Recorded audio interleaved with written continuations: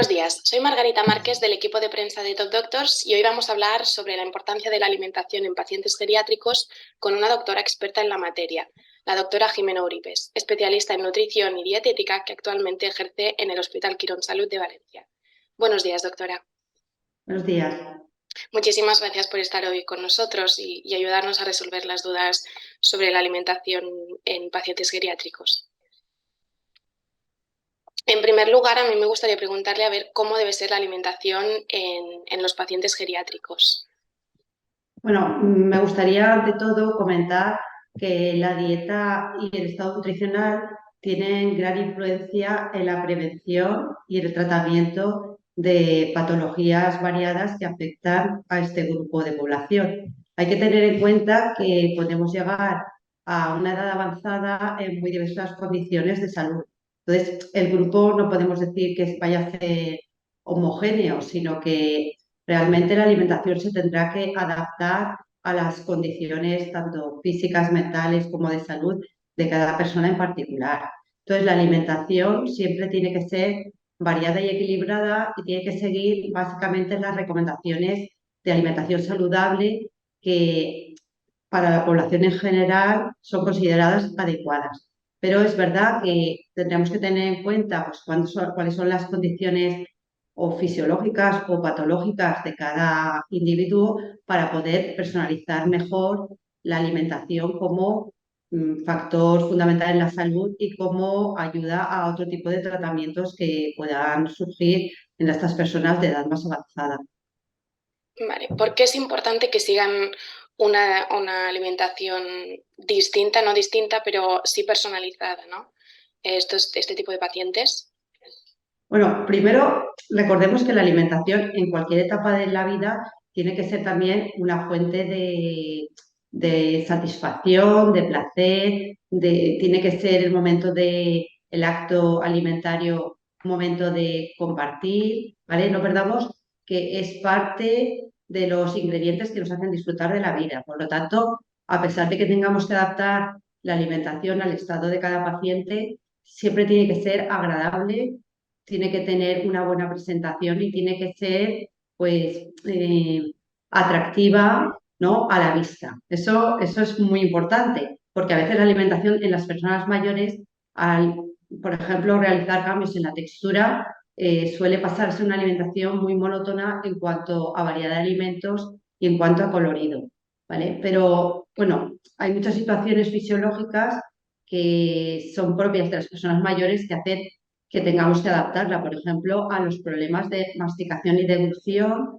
adecuarla a la dificultad que tienen para masticar por bien problemas dentales o problemas de De quizá de estómago, quizá. deglución, ¿no? Entonces hay que adaptar la textura de los platos a estas características. Luego, hay otras características propias de la edad mayor, por ejemplo, la pérdida de masa muscular, que hacen que tengamos que incluir quizá algún tipo de alimentos específicamente más proteicos para evitar lo que llamamos pues, la pérdida, bueno, técnicamente pues eh, la pérdida de masa muscular en las personas mayores, ¿vale? Y entonces que tengamos que hacer un especial hincapié en la inclusión de alimentos ricos en proteínas en estas personas. Es importante también tratar los problemas de estreñimiento, aumentando la cantidad de líquidos ingeridos, porque a veces las personas mayores directamente no tienen gran sensación de sed y el tránsito alimentario, por tanto la falta de movilidad como por el uso de distintos tipos de fármacos, suele estar enlentecido. Y es una preocupación importante para las personas, ¿no? No poder ir con la facilidad que anteriormente lo hacían al cuarto de baño. Por eso, incrementar la cantidad de fibra y de líquidos en la dieta va a ser también importante. Bueno, en conjunto hay que hacer ciertas modificaciones En dentro función. incluso de población que, digamos, no tiene patologías muy concretas para poder hacer frente a los cambios fisiológicos que hay en la edad adulta. Claro. Eh, eh, ¿Qué alimentos no estarían recomendados para estos pacientes? Imagino que, como ha dicho, los problemas de masticar, supongo que alimentos que sean muy duros y que no puedan procesarse serán alimentos no recomendados, ¿no?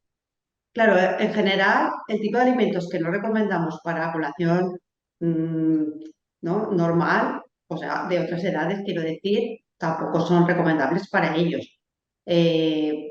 Alimentos que tengan riesgos de toxificación, por ejemplo, ¿no? Alimentos crudos, no bien cocinados, con poca cocción, pues para ellos tampoco. No se puede decir que tengamos que excluir ningún tipo de alimentos, pero alimentos que en otro momento de la vida son fáciles de masticar, de repente se convierten en enemigos, ¿no?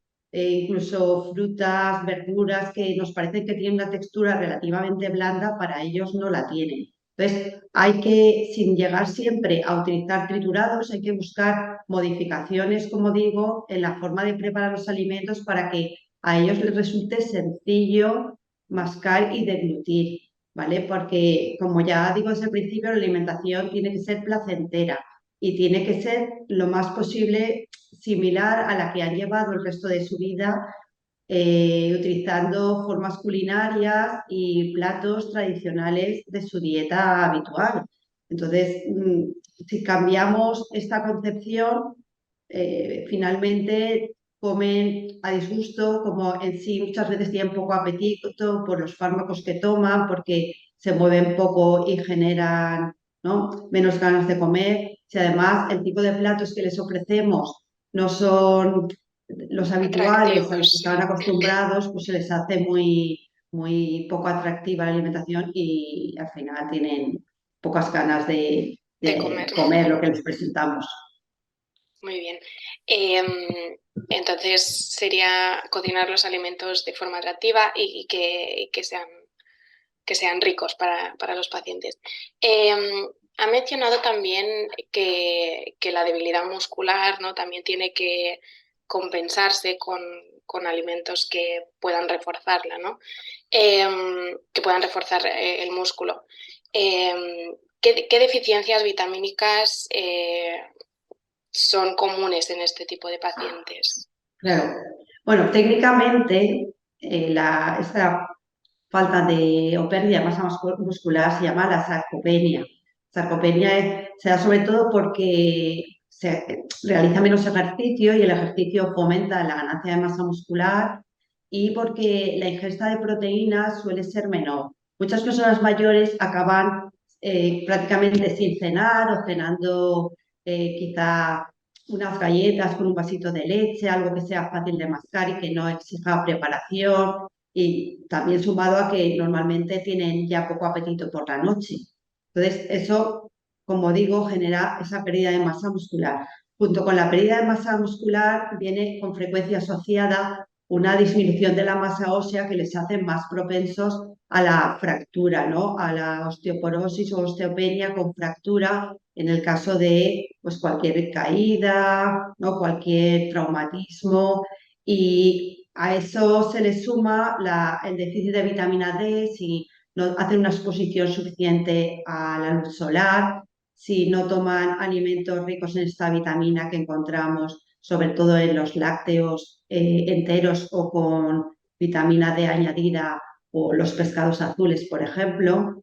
¿Vale? Entonces, son, bueno, tanto déficits de nutrientes, macronutrientes, compuestas proteínas, como por ejemplo vitaminas como la vitamina D, que van a favorecer pues, la sarcopenia, como digo, y la posibilidad de fracturas ante caídas. Por ejemplo, otros déficits vitamínicos puede ser la vitamina E, cuya necesidad está aumentada porque hay más estrés oxidativo en las personas mayores y nos interesa que haya una ingesta suficiente. Se encuentra, por ejemplo, en los aceites, en algún vegetal y sobre todo frutos secos también. El ácido fólico también es interesante para todo el tema del deterioro cognitivo. Lo encontramos sobre todo pues, en verduras de hoja ancha, lo encontramos también en el hígado, en algunos productos de origen animal. Bueno, Siempre hay que tener en cuenta que las vitaminas se encuentran en todo el tipo de alimentos. Haciendo una dieta variada nos podemos incluir en las cantidades adecuadas, pero las personas mayores, por esta falta de apetito que suelen tener y por la reducción de alimentos que hacen en su dieta, pues pueden llegar a tener pues, déficits específicos de determinadas vitaminas. Vale, entonces sería personalizar en función de cada paciente el déficit que pueda tener y cubrir esa necesidad con los alimentos que nos ha comentado. No sé si quiere añadir algo más o remarcar algo que le parezca importante que tengan que saber este tipo de pacientes para concluir. Bueno, yo creo que yo recalcaría lo mismo, ¿no? Que tenemos que seguir proporcionándoles o ayudándoles a tener esa dieta variada, completa, agradable, en un ambiente relajado y adecuado, si puede ser en compañía, y que no se aleje de la costumbre de su dieta mediterránea, que mayoritariamente nuestras personas mayores en España han ido siguiendo, porque así nos aseguraremos que coman lo suficiente y que con eso cubran las posibles deficiencias o el aumento de las necesidades que por a lo mejor toma de fármacos o por alguna patología puedan tener. Personas mayores, patologías como hipertensión, problemas cardiovasculares, pues para cada uno de ellos hay que personalizar la dieta. Alimentos bajos en sodio, alimentos bajos en grasa, todo esto habrá que tenerlo en cuenta para que podamos, bueno, hacer frente a la patología específica que puedan tener estas personas mayores. Perfecto, muchísimas gracias por esta información. Me gustaría recordar a los que nos pueden estar viendo que pueden pedir cita con la doctora Jimena Uribes a través de nuestra página web de Top Doctors y también a partir del link que aparece en la descripción del vídeo un poquito más abajo. Muchísimas gracias y que pasen un buen día. Gracias.